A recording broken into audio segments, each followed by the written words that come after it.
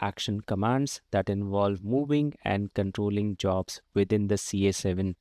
Now, these are the commands that will do things within CA7, and you will be using these commands heavily during an actual incident. So very first command is demand, that is request a job to run. And again, syntax is pretty simple, that is demand followed by job equals to job name, comma, schedule ID, where you have to provide the actual schedule ID of a job. So this command manually places a job into a request queue. Unlike the run command, which we will cover next, so demand actually perform requirement checking. That means job enter the queue, CA7 check whether its prerequisites are satisfied, and only if they are satisfied, then it will move towards the execution. So this is a safe way of manually triggering a job because CA7 still validate the input dependencies before execution.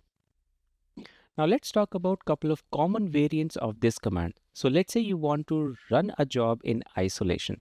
So in that case, how you can use this command is, so you can use demand, comma, job equals to job name, comma, schedule ID followed by the schedule ID of the job.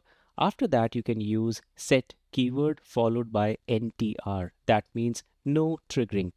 So this would eventually tell CA7 to run this job without triggering any downstream job in the stream. So this is your go-to when you want to rerun a single job in isolation without setting off a chain reaction.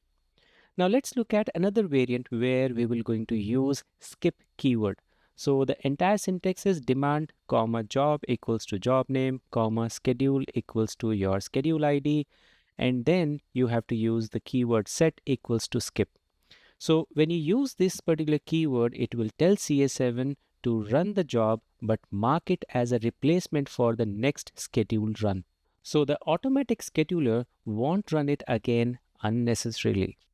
Now another variant of demand command is demand H, that is demand with hold, and the syntax is pretty simple. Again, you have demand H, comma, job equals to job name, comma, schedule ID followed by the schedule ID of the job. Now this is identical to demand command. The only exception is that job enters the request queue with a hold on it. That means the job will not move to ready queue until somebody explicitly release it with a post command. So you must use this command when you want to manually demand a job but need to verify the JCL overrides or coordinate with any other team before executing or running this job on IBM mainframe.